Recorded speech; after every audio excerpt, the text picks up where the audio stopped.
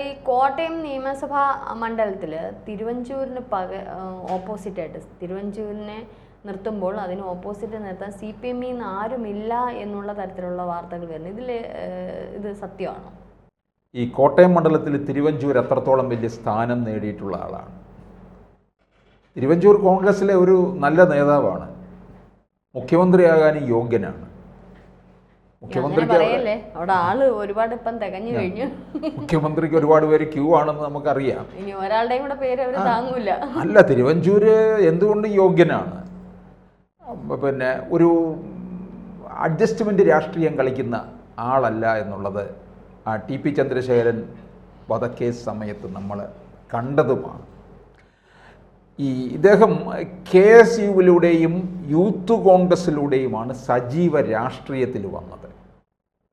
അങ്ങനെ അതിലൂടെ സജീവ രാഷ്ട്രീയത്തിൽ വന്ന് 38ാമത്തെ വയസ്സിൽ കോട്ടയത്ത് നിന്ന് മത്സരിച്ചു.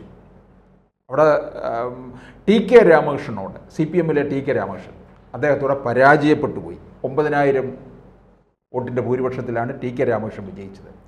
TK രാമകൃഷ്ണൻ പഴയ മന്ത്രി കൂടിയാണ്, സഹകരണ വകുപ്പ് മന്ത്രിയൊക്കെ ആയിട്ട്. അപ്പോൾ അങ്ങനെ തിരുവഞ്ചൂർ എന്ത് ചെയ്തു? അവിടെ നിന്ന് പിന്നീട് അങ്ങോട്ട് തട്ടകം മാറി അടൂരിലേക്ക് വന്നു. അടൂരിൽ നിന്ന് 42ാമത്തെ വയസ്സിൽ നിയമസഭയിലെത്തി. അങ്ങനെ പിന്നീട് അടൂരിൽ മത്സരിച്ചു, പിന്നെ വിജയമുണ്ടാകുന്നു. അവിടെ വച്ചാണ് ബാലഗോപാലിനെ പരാജയപ്പെടുത്തുകയൊക്കെ ചെയ്യുന്നുണ്ട്. 2001 അടൂരിൽ നിന്ന് മത്സരിച്ചു, 2006 അടൂരിൽ നിന്ന് മത്സരിച്ചു. പിന്നീട് ഈ അടൂർ മണ്ഡലം ഈ സംവരണ മണ്ഡലമാക്കി. ഇപ്പോൾ അടൂരിലെ പിന്നെ MLA ചിറ്റയം ഗോപകുമാറാണ് ഡെപ്യൂട്ടി സ്പീക്കർ. പത്തനംതിട്ട ജില്ലയിൽ വരുന്ന ഒരു മണ്ഡലമാണ് അടൂര്. UDFകാരെ ആഞ്ഞ് വിചാരിച്ച് നല്ല സ്ഥാനാർത്ഥിയെ ഇറക്കിയാൽ അടൂർ മണ്ഡലം UDFന് തിരിച്ചു പിടിക്കാം. അവിടെ ഇപ്പോൾ ചിറ്റയം ഗോപകുമാർ 2021 2800 വോട്ടിൻ്റെ ഭൂരിപക്ഷത്തിൽ മാത്രമാണ് വിജയിച്ചത്. അങ്ങനെ പത്തനംതിട്ട ജില്ലയിൽ അവർക്ക് ജയിക്കാവുന്ന ഇടങ്ങളൊക്കെ ഉണ്ട്. റാന്നിയിലാണേലും ഒരു 1500-2000 വോട്ടിനകത്താണ് പ്രമോദ് നാരായണൻ LDFിലെ വിജയിച്ചിരിക്കുന്നത്, കേരള കോൺഗ്രസ് മാണി വിഭാഗം. അതൊക്കെ UDFന് തിരിച്ചു പിടിക്കാവുന്ന ഇടമാണ്. പക്ഷെ കോട്ടയം മണ്ഡലത്തിലേക്ക് വരുമ്പോൾ അപ്പോൾ അങ്ങനെ ഇത് സംവരണ മണ്ഡലമാക്കി. അടൂര് സംവരണ മണ്ഡലമാക്കിയപ്പോൾ എന്ത് ചെയ്തു? വീണ്ടും അദ്ദേഹം കോട്ടയത്തേക്ക് അങ്ങ് പോയി, തിരുവഞ്ചൂർ രാധാകൃഷ്ണൻ. അങ്ങനെ കോട്ടയത്ത് വന്ന് 2011 മത്സരിച്ചു. അന്ന് വളരെ ശക്തമായ മത്സരമായിരുന്നു, വലിയ പോരായിരുന്നു VN വാസവനുമായിട്ട്. 700 വോട്ടിൻ്റെ ഭൂരിപക്ഷത്തിൽ മാത്രമാണ് തിരുവഞ്ചൂർ വിജയിച്ചത്, VN വാസവനെ പരാജയപ്പെടുത്തി. അന്ന് ഫലം വരുമ്പോൾ മാറി മറിഞ്ഞാണ് വന്നുകൊണ്ടിരുന്നത്, മുൾമുനയിൽ നിർത്തിക്കളഞ്ഞു എന്നുള്ളതാണ്. പിന്നീട് അദ്ദേഹം എന്ത് ചെയ്തു? ഇതിനിടയ്ക്ക് ഓർക്കണം, തിരുവഞ്ചൂർ മന്ത്രിയായിരുന്നിട്ടുണ്ട്, അതിലൊക്കെ തന്നെ മികച്ച പ്രകടനം കാഴ്ചവെച്ചിട്ടുള്ള ആളാണ്. പിന്നീട് 2011 VN വാസവനെ പരാജയപ്പെടുത്തി. 2016 വന്നിട്ട് റജി സക്കറിയായെ പരാജയപ്പെടുത്തുകയും ചെയ്തു കോട്ടയം മണ്ഡലത്തിൽ നിന്ന്.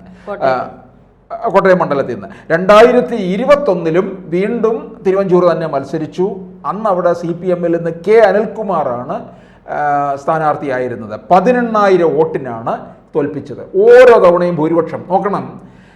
CPMൻ്റെ ഒരു ഇടമായിരുന്ന, കരുത്തന്മാർ മത്സരിച്ച് ജയിച്ചുകൊണ്ടിരുന്ന മണ്ഡലം തിരുവഞ്ചൂർ ശക്തമായ ഇടപെടൽ നടത്തി അത് നിലനിർത്തുകയാണ് ചെയ്തത്. കോൺഗ്രസ് തിരിച്ചു പിടിച്ചു. അങ്ങനെ ഇപ്പോൾ തിരുവഞ്ചൂരിന് അവിടെ നിന്ന് തോൽപ്പിക്കാൻ ആർക്കും സാധ്യമല്ല എന്നുള്ളതാണ്.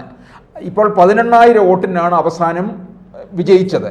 അങ്ങനെ അനിൽകുമാർ എന്ന് പറഞ്ഞാൽ സകല ട്രോളന്മാരും ട്രോളുന്ന ഒരാളാണ് അനിൽകുമാർ. ഇനി ആര് നിർത്തുമെന്നിങ്ങനെ CPM ആലോചിക്കുക. CPMന് ഇങ്ങനെ ഒരുപാട് സംശയം, നിലമ്പൂരിന്റെ അവസ്ഥയാവോ? CPMന് ഇങ്ങനെ ചില സംശയങ്ങളുള്ള ഇടമുണ്ട്. ഇപ്പൊ കൊല്ലം പാർലമെന്റ് മണ്ഡലത്തിൽ നമ്മൾ കണ്ടതാണ്, NK പ്രേമചന്ദ്രനെ എതിരായിട്ട് ഒരാളെ ഇവർക്ക് കിട്ടുന്നില്ല. അവസാനം കൊണ്ടുവന്നിട്ട് മുകേഷിനെ കൊണ്ടുവന്ന് നിർത്തി, ഒരു ചാവേറാക്കി. മുകേഷ് എന്നാൽ അത് മനസ്സിലാക്കുന്നുമില്ല, തന്നെ ചാവേറാക്കിയതാണെന്ന് വേഷം കെട്ടി സിനിമയിൽ ആടുന്നത് പോലെ ആടുകയും ചെയ്തു, തോറ്റു തുന്നം പാടുകയും ചെയ്തു. കൊല്ലത്തുകാർക്ക് വേണ്ടാത്ത ഒരാളാണ് ഈ മുകേഷ് MLA എന്ന് പറയുന്നത്. കാരണം കൊല്ലത്ത് കിട്ടാറില്ല. MLA എന്നുള്ള രീതിയിൽ നമ്പർ 1 പരാജയമാണ് മുകേഷ്. അടുത്ത തവണ മത്സരിപ്പിച്ചാൽ ഇറക്കിക്കഴിഞ്ഞാൽ രാവിലെ 7 മണിക്ക് തന്നെ തോൽക്കുമെന്നുള്ളതും ഉറപ്പായ കാര്യമാണ്. അപ്പോൾ അങ്ങനെയുള്ള അതുപോലുള്ള ഒരു മണ്ഡലമാണ് കോട്ടയം. കോട്ടയത്ത് ഇനി ആരെ ഇറക്കുമെന്നുള്ളതാണ് CPM ഇപ്പോൾ അലഞ്ഞുകൊണ്ടിരിക്കുന്നത്. ഇനി ഒരുപക്ഷേ ഈ ചിലർ ഒരു വർത്തമാനം പറയുന്നുണ്ട്, സുരേഷ് കുറുപ്പിനെ ചിലപ്പോൾ ഇറക്കാം. കാരണം സുരേഷ് കുറുപ്പ് നല്ല നേതാവാണ്, നിയമസഭ MLA ആയിരുന്നു, പാർലമെൻറ്റിൽ പോയിട്ടുണ്ട് MP ആയിട്ട്, അവിടെയൊക്കെ മികച്ച പാർലമെൻറ്റേറിയൻ ആയിരുന്നു. സുരേഷ് കുറുപ്പിന് വലിയൊരു ജനകീയതയുണ്ട്.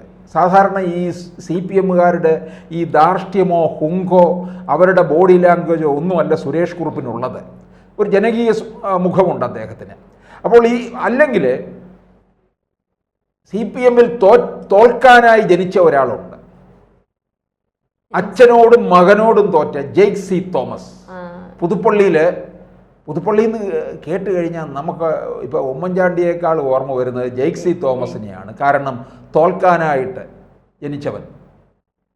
ചാനലുകളിലെ ചർച്ചയ്ക്ക് വന്നിരുന്ന് വിടുവായിത്തം പറഞ്ഞ് ചാവേറാകുന്ന CPMലെ കുറച്ച് പേരുണ്ട്. AA റഹീം.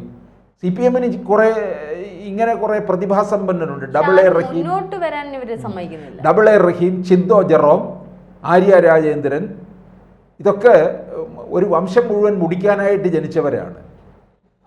അപ്പം ജെയ്ക് സി തോമസിനെ ചിലപ്പോൾ നിർത്താൻ സാധ്യതയുണ്ടെന്ന് പറയുന്നുണ്ട്. ആരെങ്കിലും ഒരു ചാവേറിനെ കൊണ്ട് നിർത്തണമല്ലോ.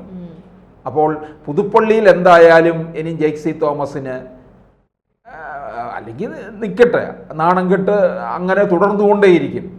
അപ്പോൾ ഈ ചാവേറിനെ ഇങ്ങോട്ടേക്ക് കൊണ്ടുവരും, കോട്ടയത്ത് കൊണ്ടുവന്ന് ഇറക്കാനായിരിക്കും പോകുന്നത്. എന്തായാലും തിരുവഞ്ചൂരിനെ തോൽപ്പിക്കാൻ CPMൽ ആരും ആയിട്ടില്ല. തിരുവഞ്ചൂരിന് സ്വന്തമായി തീർന്നിരിക്കുകയാണ് കോട്ടയം മണ്ഡലവും.